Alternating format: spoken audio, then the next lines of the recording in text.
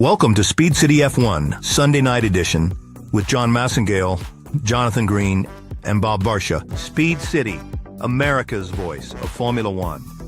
Your Sunday night with Speed City is brought to you by the Lone Star Le Mans at Circuit of the Americas, September 5th through the 7th. Get your tickets at thecircuit.com.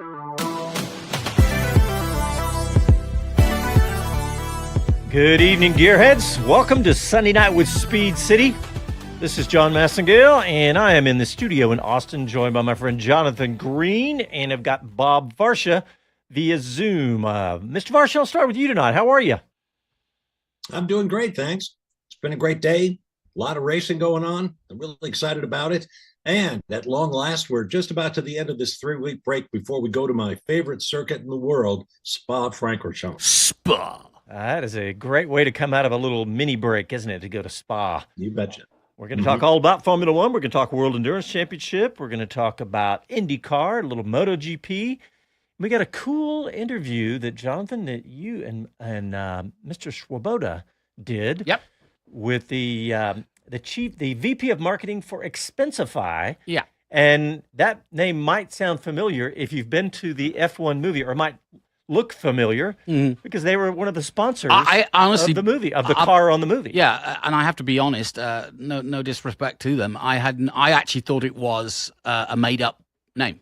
I didn't realize it was a product. Well, he talks about that in the interview. Yeah. Like, a lot of people are like, wow. Well, Bob, I want to start with you tonight because the last couple times Jonathan and I start talking, and we never shut up, and then we never stop. and you yeah, grabbed. I kind of let you down last week, so I guarantee to be louder and more talkative. There you go. Well, you put in a little news story in the last document, and then I saw that you moved it to this document, and I thought that's a good idea because I like this story, and that one is the F1 cars could have V8 engines sooner than later, and I love this story. Yeah, it's really a surprising reversal, and I'm not sure exactly what the head of the FIA, Mohammed bin Sulayem, who said, we need to be ready for when the upcoming era of 50-50 split between internal combustion and electrification is over. And it looks like we're going to go back to V8, normally aspirated, screaming engines. He says this is the right way to go, running them on sustainable fuel, which is a very expensive proposition. Probably a lot of work needs to be done between now and then to make sure this stuff works. But he thinks that's what they're going to do. And that's shocking in that multiple current engine builders and ones to come, like Audi, the Ford Red Bull project, Honda specifically has said it's the electrification that is the wave of the future. And that's what we want to see in Formula One. So, this could be the buildup of a thunderhead before a real storm. In fact, one of the top Honda executives, a story popped today saying, he said, we're committed to electrification. So, the parties are kind of circling each other right now, and we'll wait and see what happens. Well, I don't understand why it's a big deal to go from V6 to V8. I'd love to have an engineer tell me, because to me, if you have an internal combustion engine and you have a hybrid system, what does it really matter what the internal combustion is? In fact, internal combustion engine, how many cylinders it has, right? Why not just have 8, 10, 12? What? Yeah, I can understand the complexity going to 10 or 12. Why can't you make the sound that we want with a 1.6? You can. I'm not saying the size. I'm no, saying but why don't we? That's what for the non-engine head. It's just the sound we want. Right, but the sound comes from the number of cylinders firing. It's not the size necessarily, although obviously that affects it, but it's the size, it's the exhaust, the way it's tuned, and it's the number of cylinders, the way they fire. Because, like a V10, honestly, is not the best sounding raw sound from the way they fire, but a V10 screaming at 16, 18,000 RPM sounds fantastic. Oh, yeah. And a V6... keep in mind, too, we currently have turbocharged engines, and they muffle the sound of the engine a lot. I go with my guests to Monaco every year, and everybody gets a free set of of ear protection. I say, you don't even need that stuff. No. We're sitting halfway up the grandstand and the cars just, wouldn't wake a baby. So, yeah, that is a point of contention. Plus cost. I saw figures that current engines on which $200 million roughly has been spent on R&D. The engines are so complex that they now cost roughly $2 million each. Now, granted, they are engineering marvels. They make 1,000 horsepower from 1.6 liters, which is but that's unheard of. including the hybrid side, of course. Yes, it is. And they are, despite being incredibly complex, they last for a very long time, as we know, because you only get 3 or 4 engines to use for an entire 24 race schedule.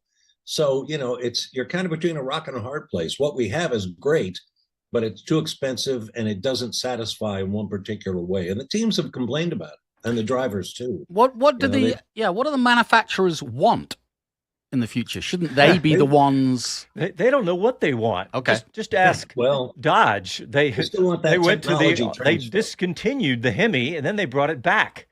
So they're all confused. The problem is that everybody rushed to electrification.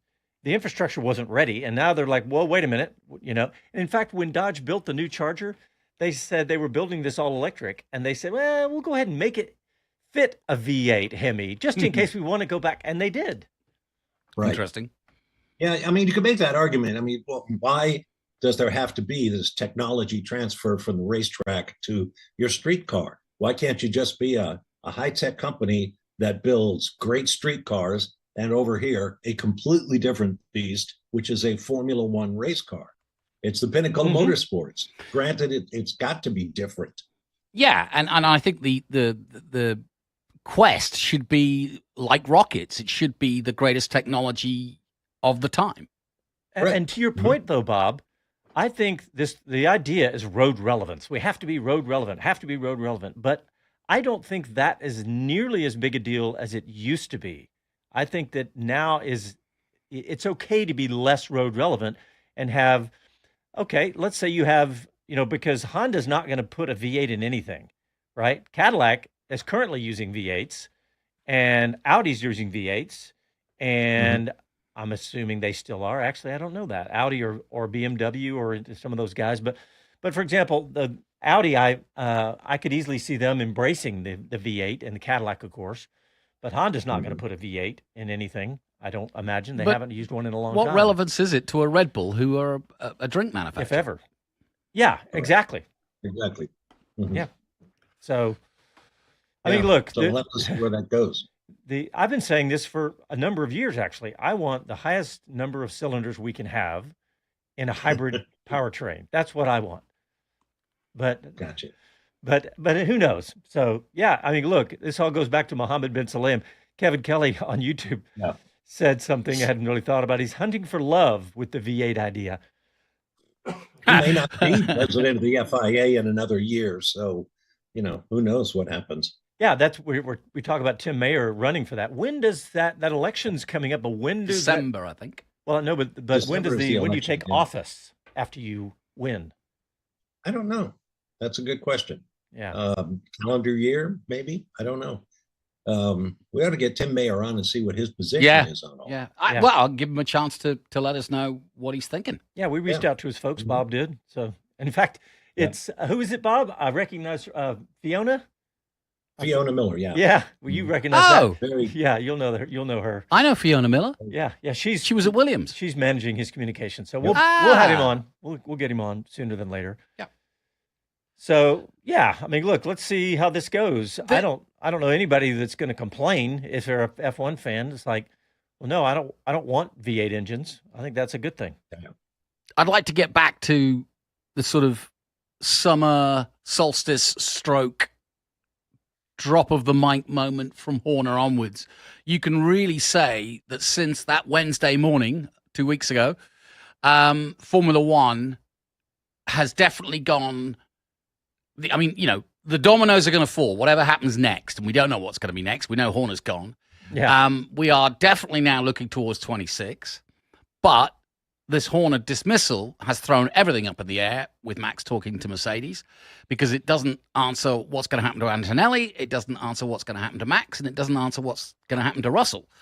So Formula One coming into next weekend is definitely at a turning point for this season, and I think you've almost got to admit that the championship is over, bar two guys, which is great.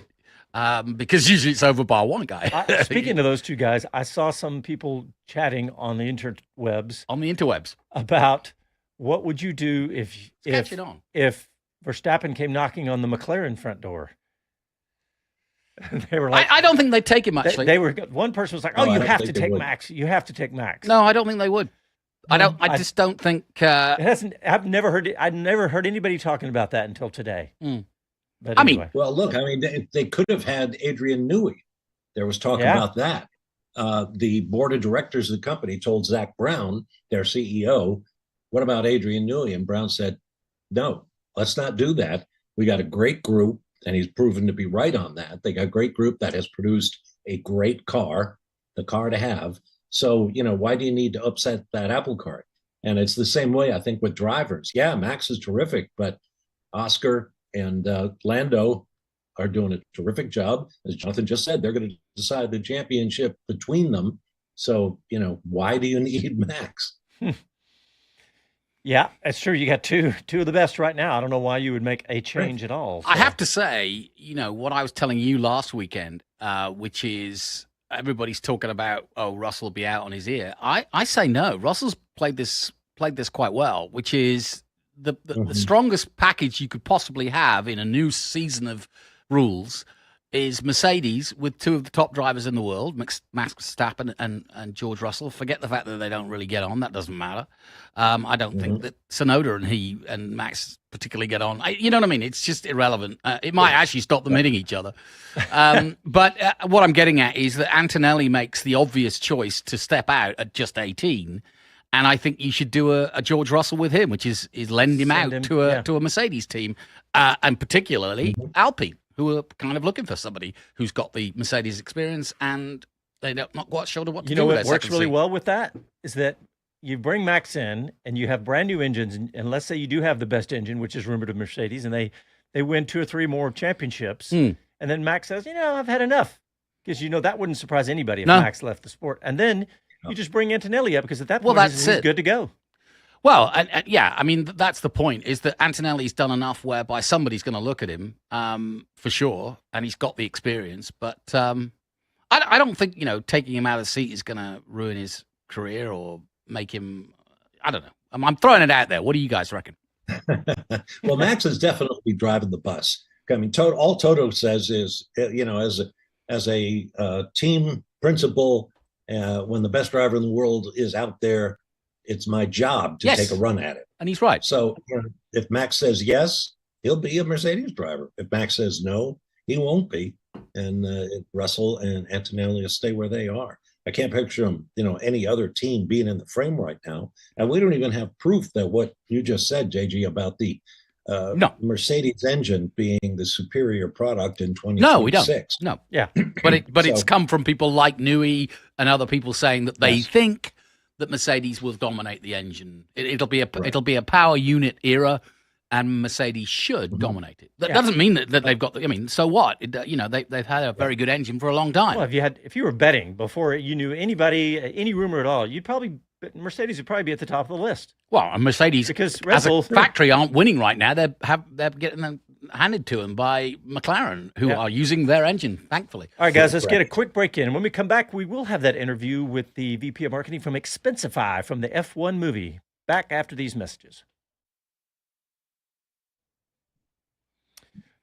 All right, still live on YouTube. Let's see. Bill Ricker's here. Crown gamification is still here. I don't know. I thought I turned it off. Kevin Kelly. What is the gamification? Oh, it just does. I think it rewards you for being the most active on YouTube or something like that. God. I thought I jumped into some settings and messed around with it. But Kevin Kelly, here we are, home again. Yeah, KK. Yeah, he said a while ago about hunting for love with MBS. Yeah, that makes Carl's sense. here. Hey, Carl. How are you, buddy? Thanks for tuning in. Yeah, I mean, I use that expression of sort of like it's definitely a card placement point now. This Spa race. I mean, all things afterwards are going to be pretty interesting. Yeah. There's not a lot to fight for in terms of either the constructors or the drivers' championship. They're way ahead. There's some good battles. The battle for fifth in the overall championship will be good. Yep. And the teams. And we could have that same argument we have every time the team's way out front. So if we didn't have McLaren, what is the... Yeah. All right, here we go.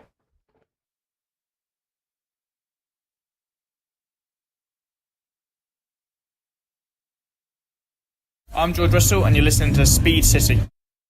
Welcome back to the fastest hour in radio, Speed City. All right, everybody listening, whether it's you guys here in the studio or anybody on YouTube, remind us that when F1 comes to COTA in a couple of months, that we need to get a whole bunch of new bumpers. Ah, yes, true. We need Kimi Antonelli. This is the Speed City. You're listening to a Speed City. We need to get all those. I tried to go to the F1 movie again. I'm trying to get all of my kids, and they're all... They win in the end, that, right? Yeah. They're all too old, so I can't get them all. We're trying to go all as a family, but it's just not working out. But I did notice, I've tried to get tickets multiple times, and it's hard. There's 5 of us, so I was trying to get 5 tickets. First of all, 5 at all, much less 5 altogether. And the movie is still basically sold out. I mean, everywhere, every showing that I went to, at least in Austin, I wasn't trying to do hours or days ahead of time. And by the way, you know my sister Kay. She cuts her hair, right? She is. I had dinner with her Friday night, and she does not care anything about any form of motor racing. But she and her boyfriend went to see F1, and she goes, "I really love this." And she goes, "It made me want to watch F1." Good.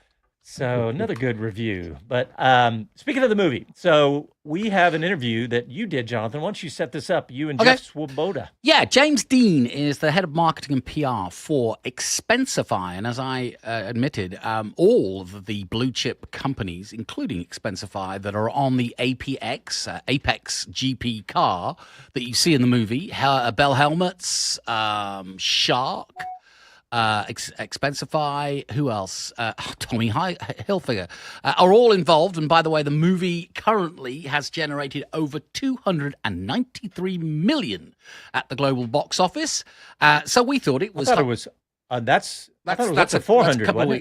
Well, that's the. I just looked it up just now. What is the movie? And that's just it's probably gone up since that, because it hasn't gone up since I looked at that figure. A few days ago. Exactly. So I reckon it will have gone over that now. Yeah, it's passed over 400. I saw. Has it? So, yeah. Okay. All right. Anyway, so we thought it was high time to talk about how that kind of revenue is used and how companies like Expensify get a lot of bang for their buck with a movie that won't go out of genre and will end up on Apple as a go-to movie any weekend you want. So unlike a Formula One team with an Oracle on the side or a Cisco on the side or a Dell, which could be 3 or 4 years, this will roll and roll and roll and roll. And basically, James Dean was telling us about all the opportunities that it has brought and how it all came about. So let's have a listen to what Expensify have to say about getting involved in the F1 movie. We have the delight to bring on the head of marketing and PR for Expensify, and that is James Dean. Welcome, James. Congratulations. What a great idea. Tell us how you got involved in the movie. Thanks, and I'm happy to be here. So this came together actually a few years ago. It kind of piqued our interest, and it was something unique that we look for, that not as many other companies get involved in, much like we did a Super Bowl commercial and a music video associated with that back in 2019. So we look for these types of opportunities that only come around once in a blue moon. I think by design, Expensify is built from the ground up to take big risks like this. That's the only way we really see standing out in such a crowded field like fintech. Everybody else is kind of doing your more traditional marketing. We try to stand out in unorthodox ways, and getting involved with F1 in particular there are a lot of, as you know, existing sponsorships and partnerships with major brands that spend millions of dollars per year. This one we thought was unique because it's the opportunity to not only get in front of the F1 audience, but an entirely new audience who isn't necessarily tuned into the sport by partnering with the movie itself. So we consider this a movie partnership alongside the other brands that are featured in this, 11th team, so to speak, joining the circuit. So it's more so about kind of making a big marketing splash all at once. And, you can sponsor a regular F1 team for millions of dollars per year, or you can take this big risk on the big screen and sponsor this team that isn't necessarily real, but will kind of have a following similar to the sport. And as you track, I'm sure you have different social media metrics, you have different metrics online. Have you been able to see a big bump the last few weeks since the movie launched?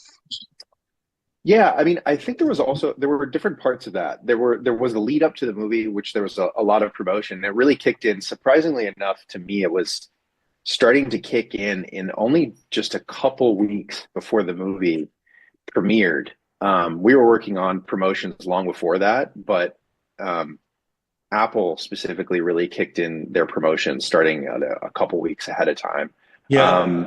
And there were kind of like milestone moments leading up to the premiere. For instance, Damson Idris, the co-star alongside Brad Pitt, he appeared at the Met Gala. He rolled up in the Expensify, the APX GP car, and then he appeared on the red carpet with the full team uniform, and then took it off and unveiled a suit, a really fancy suit, and he had the bedazzled helmet and everything. And this metric has already been shared before, but in the hours after that, hourly, we saw 4 times the signups that we normally would have on a given day. So little moments like that are like the earned media you get as a brand from just by nature being included in all of the, the helmets, on the uniforms, on the car, all of the partnerships and collaborations that happen afterward. You kind of have to be included by nature of how you were embedded into the movie and the gear around it. That to me, James, is the magic of what you've done here. Is just over my shoulder, you can see the logo on the wing there, and it's very much prevalent on the rear wing. But the magic of it is, having been involved in Formula One as long as I have, some 30 years, logos and sponsorships change year to year and sponsor to sponsor. But you've got something that's going to last, not forever necessarily, but it's certainly going to last way into the future.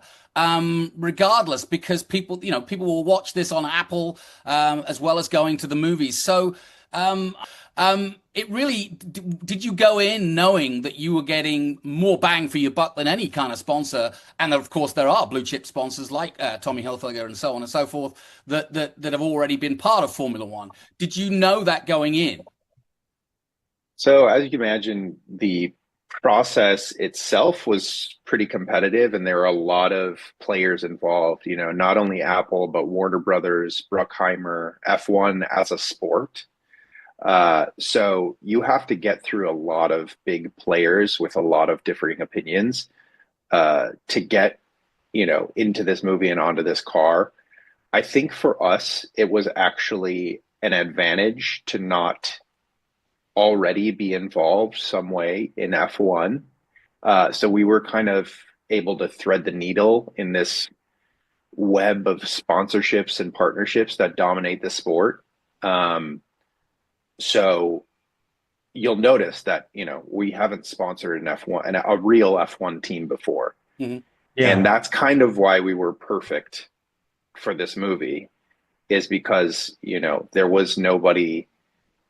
We weren't, and nobody like us was already sponsoring the sport. So we kind of weaved through that that network pretty nicely. And that brings up an obvious question: is has this kind of whet the appetite to look at doing something in real life motor racing? I think some of us might remember like the Days of Thunder movie. Mellow Yellow kind of made a big splash on a race car there, and then the next year or two they were in NASCAR. I'm sure those discussions have happened, but I know it's early in the process. Can you speak to any of that? Yeah, I mean, I will say candidly that the jury's still out on that. There's still a lot we have to look at in terms of, what is the actual payback we get based on this movie. And that takes a while. I guess I think the special thing about this movie, there are a few very important parts of that, but it was the ability for our brand to integrate and embed itself authentically into the movie, kind of blurring the lines between what's real and what's not even more. We definitely had people online say, I can't believe Expensify is a real company, so they're kind of shocked to see that like a lot of these companies sponsoring, they're all real companies. They're not made up for the movie. And that I thought it was actually pretty cool because it's a new person that, granted, they might have thought we were fake, but they looked us up and they know we're real now, and they know at least hopefully what we do, the fastest way to do your expenses. I was looking at the figures. The movie itself is grossing something like almost 400 million, and we're 2 weeks into the showing of it. What's been the uptake and what's been the feedback for you as a company, and has it moved the needle in terms of more importantly getting brand awareness?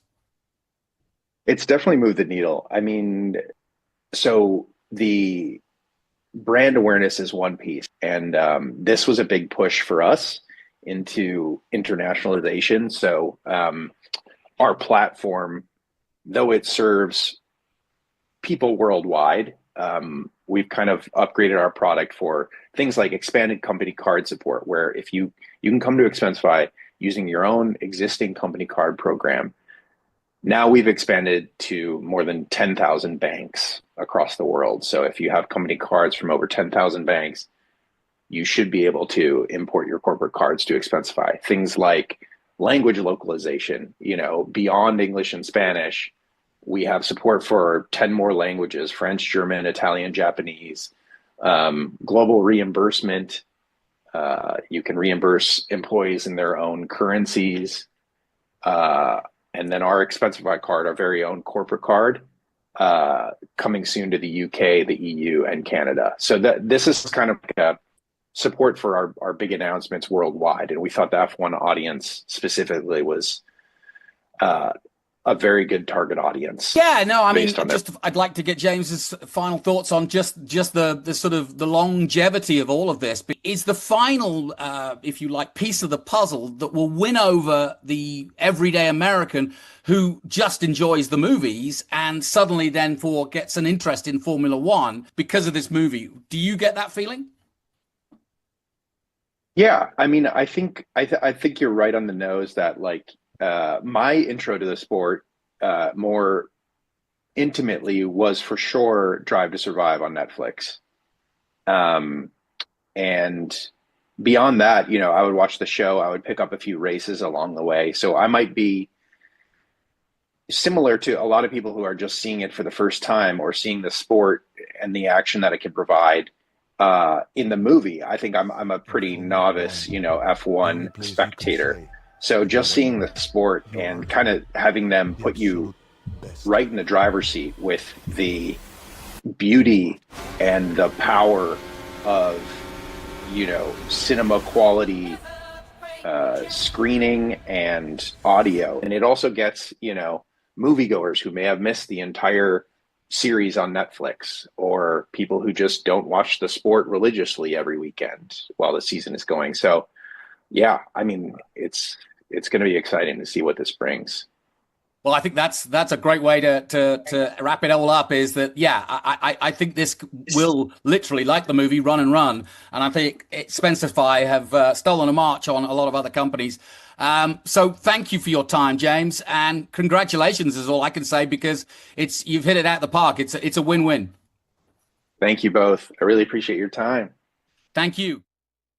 Yeah, interesting. Yeah. And by the way, that was Jeff Swoboda, Yes. which Jonathan, we're talking about. We're going to start doing a new Business of F1 podcast, Business of Motorsport, I guess. Yeah, and we're going to try to talk to interesting folk like James Dean from different areas. We're going to have Andrew Craig from WEC on the show. Speaking of WEC, we're going to talk about WEC. Yeah, just a footnote. I mean, everybody's fairly versed on how successful that movie is being. It's now Apple's most successful cinema project.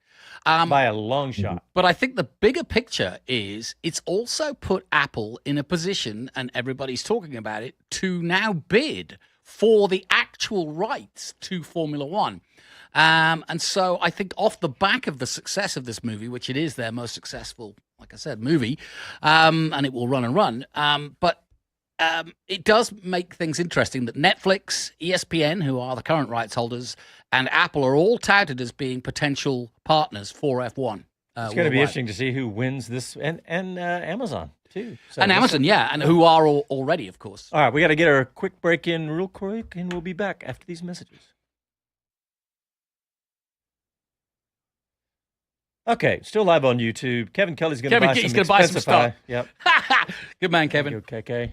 All right, let's see. We're going to talk a little WEC, a little Lone Star Le Mans, IndyCar, MotoGP. Did you see Joe Roberts? Yeah! How about that? That's a great story. He's finally that. got it back together. It's been a while. Back from injury. It was a long haul for him, but he's done it, and he's back to winning ways. So big news. Joe Roberts winning today in the Czech Republic. Yep, and we'll... It's not his first ever Moto2 win, but he's not had that many. That's true. It's only, his second? Third, I want to say. I was going to say, I remember one other, but I think, I don't know. I bet Wikipedia would tell you. I'll have a look. Yeah, when that was playing, I look at Wikipedia, it's 460 million gross worldwide now. Let's see, what is that? What's the breakdown between North America and, I think, all right, here we go. Come back.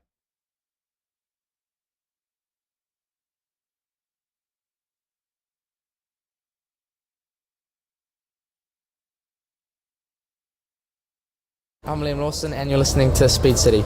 Welcome back to the fastest hour in radio, Speed City. All right, welcome back to your Sunday night with Speed City, and we've talked a lot of F1 in the first half of the show, but with F1 being off and IndyCar still racing, MotoGP racing, and with the Lone Star Le Mans coming up to Austin next on the calendar, the weekend of September 7th, I think 5th through the 7th. 5th, 6th, and 7th, Is the actual date. That's going to be awesome. Last year it was a big turnout. Mm-hmm. We got to do the commentary and the radio. We're going to do the same thing this year. It's also a good time of year, too. It's finally cooling down in Austin. It's hotter than Hades right now. Actually, it's not that hot right now. Today it's not, but you don't... Make up your mind. We haven't had a day It's above 100. average in... I know. We haven't, but this is crazy. All of July, we have not had a single day above average. Yeah.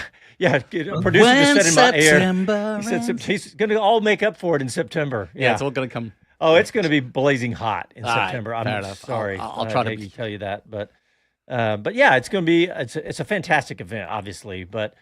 The other stories coming out of WEC right now. There's not really that many. I saw Jenson Button is going to retire. He's the Cadillac driver. Now you say that. You see, he used the word retire, but only from Joe to Cadillac, right?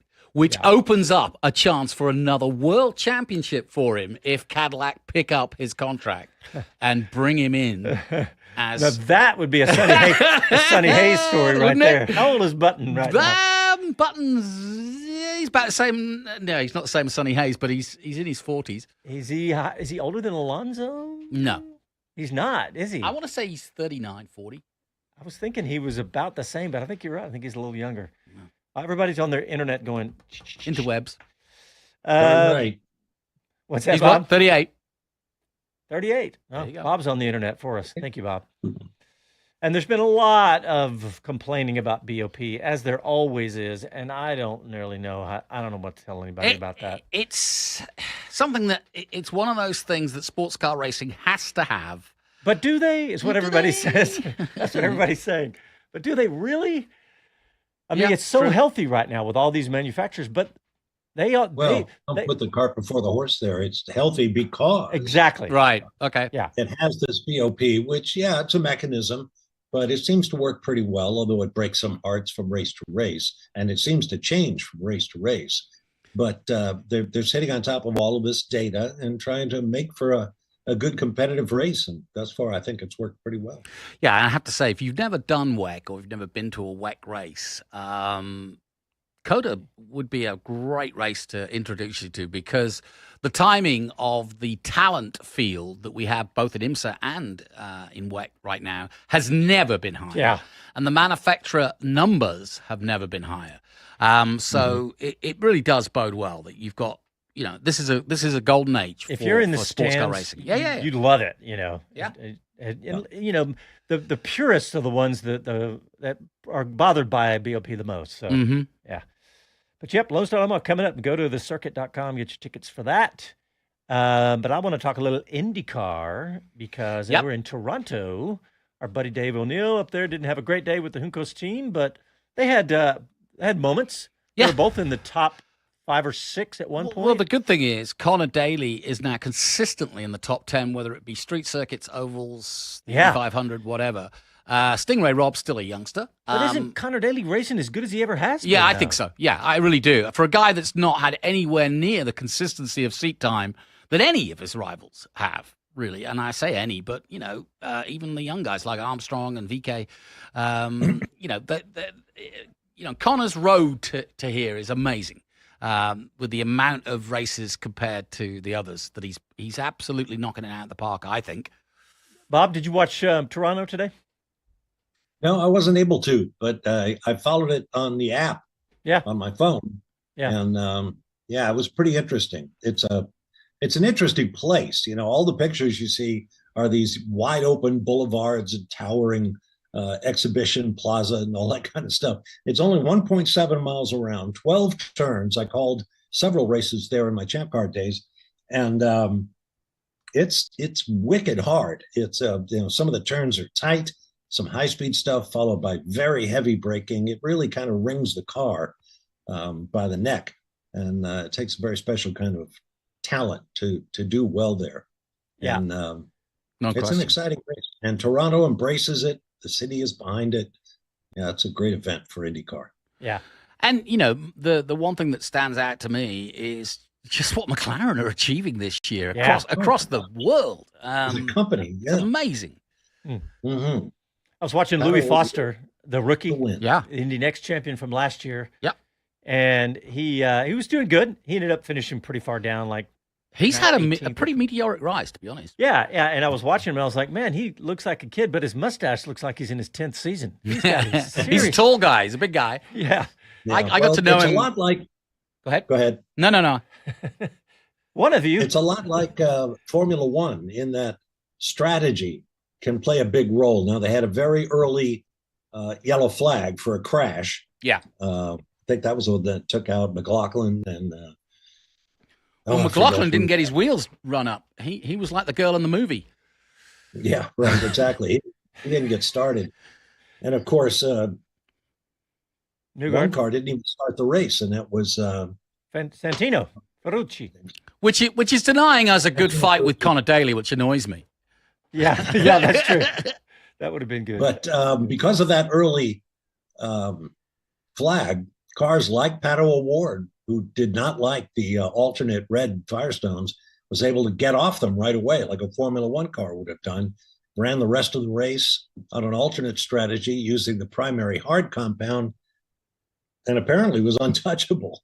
It was close at spots, but boy, Pato's really getting the job done. And he took it upon himself this weekend to say there's no truth to the rumors that he's on the short list for a Formula One drive with Cadillac. He says that ain't happening. Yeah, that's the one thing that I was talking to John earlier in the day about how, we started the year off with bright excitement for Cadillac and its future. In fact, we were talking about Andretti Cadillac and its future, and how Colton Herta and the Gamebridge money was all going to be there. We were going to get an American Formula One. It's not going to happen, guys. Colton needs to be in the top 4. He's 9th at the moment. He had a decent result today, but he's not in the next few races. Kirkwood actually is showing as probably the most likely American to be plucked out of Indy, but I don't see it right now. Does he have the super license? I know we've had this discussion. Don't know. But no, I don't think he does. Yeah, I didn't think so. I didn't think he had the points for it. And by the way, those 2 Andretti cars, well, actually, they finished 4, 5, and 6. Andretti Global cars did, and they were probably the fastest cars out there this weekend. Like you were saying, Bob, there was some strategy, and they got caught up in some of the yellow flag business. And you can't get away from anybody. And do you remember when? And do you remember when Penske were really good? I mean, what a year they're having. Oh boy. If things could go wrong. He's not having a good year, is he? No. McLaughlin and Newgarden both crashed out. I think there was a quote from Newgarden, something like 12. McLaughlin 12 retires in 39 races so far this year. Yikes! That is not a willpower finish. I can't. He finished about midway. Here I've got it up. He finished 11th. Midway is no way for a Penske car. Well, yeah, it's true. Yeah. And Pat O'Ward, his 9th win overall in his career out of 102 starts, 2 out of the last 3 races. Let's not forget that. So he's got some momentum. That brought him within 100 points. Yeah. Yeah, 99 points. What I like about both Palou and Pato are they, and to a certain extent Newgarden, they are good at all. You know, you expect to see them at the sharp end of a massive oval as much as you would around a street circuit in Toronto. I think this was Palou's worst finish, tied for his worst finish of the year. Down in 12th. But as far as drivers that I like to see interviewed, I think Pat O'Ward may be my favorite driver. He's certainly of all motorsports. He's refreshing, isn't he? Yeah, he's certainly in the top 3 or 4 across all motorsports. So, well, we caught up with him in Miami, and we just literally doorstopped him, and he's just so honest, isn't he? Yeah. To a fault, almost. And he's kind of got a little bit of a McConaughey vibe to him. Yeah. You know what I mean? Yeah, he does. You're absolutely right. That's not often you can say that. Bob is calculating that. Well, you guys are McConaughey experts. I'm not so much. He hasn't returned my calls recently. So oh, dear. Next time I'm out to dinner with him, I'll tell him. I have a friend who ran into McConaughey at a little joint on the burger joint on Lake Austin. And he is also very McConaughey, and hung out with him for like 20 minutes. And well, I know that restaurant. You can't really get off unless you got a boat. It's Ski Shores. Yeah. And my buddy Ricky was hanging out with him, and I was like, I was about to say you're BSing me, but he doesn't. He's like McConaughey, and he showed me they took a selfie. he wrapped up the conversation with, they took a selfie, and his McConaughey's wife took it, and he said, "Tell me the truth. Which one of us is better looking?" All right. On that note, we got to get a quick break. And when we come back, we'll talk a little MotoGP and maybe a little more. Back after these messages.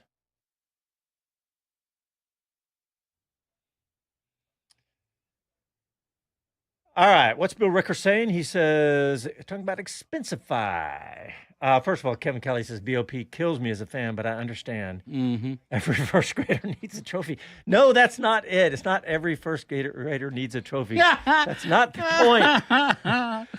But it is, actually. All right, Bill Ricker says, confusion regarding Expensify branding on the Apex GP cars understandable. Normally, movies can't use real products, brands, unless they're either paid product placement or they get a corporate equivalent. Well, this is product placement, absolutely. Oh, yeah. And they paid a lot of money. We don't know. Expensify weren't going to tell us that figure. Did they say that their contract to be a part of the car in the movie involved any specified, what do they call it? Like minutes or exposure? In focus exposure kind of thing? Yeah, he didn't go into the nitty-gritty of it, but he did reveal that Ryan, the CEO, I can't remember his last name, made a cameo appearance, and there was 3 actual mentions.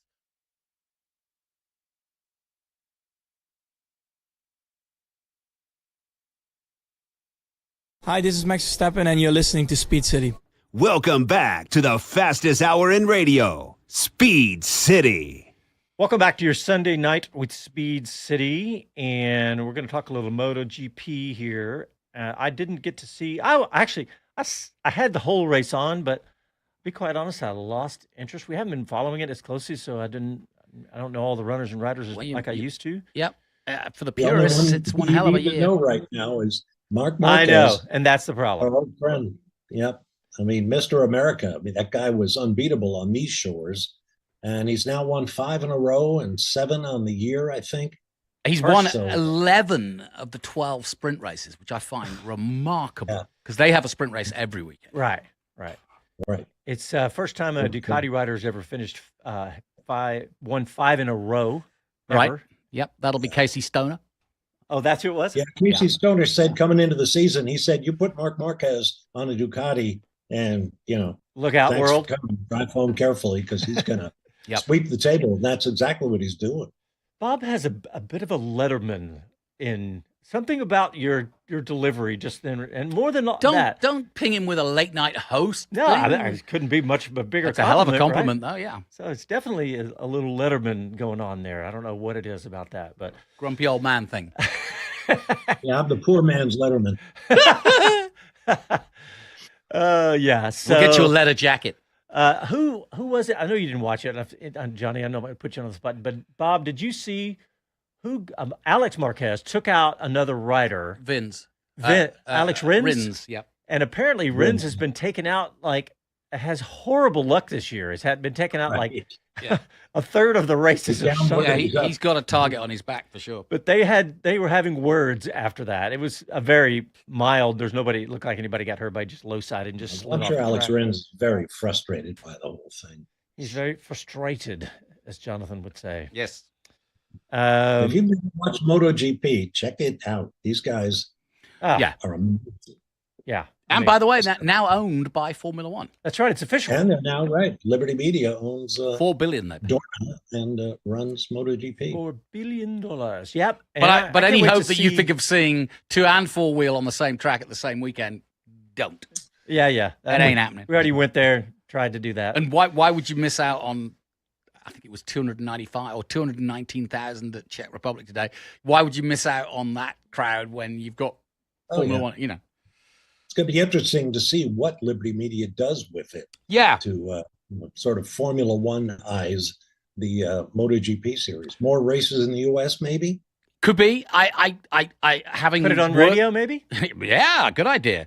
We're ready. Having been part of Dorna in the past, I would say that my comment would be they need to make themselves more of a global product than a Spanish product. I know it's been dominated by both Spanish riders, and it was a Spanish company, Dorna.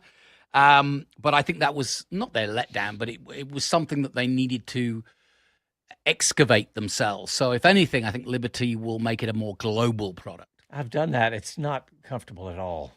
Excavating yourself. Oh, it's terrible. Yeah. I have a hot take on Dorna being purchased by Liberty Media. Just a little bit of a hot take, I call it. And that is, I think that when they came to the table, and I'm envisioning a big giant boardroom and with Liberty Media. With everybody smoking. With everybody, everybody on the MotoGP side smoking, that's for sure. Yeah. But on the MotoGP side, before before the Liberty Media people got here, everybody says, okay, everybody, don't act so excited about we're getting bought, because that was the vibe that I got when we talked to a few people at MotoGP. They're like, please come buy us. So it's not a very strong negotiating position, but $4 billion is a lot of money. But that's my take. Well, how do you mean? They weren't? I just felt like they were going, please buy us because we can't figure out how to grow this thing. Do you agree with that? I do. I think they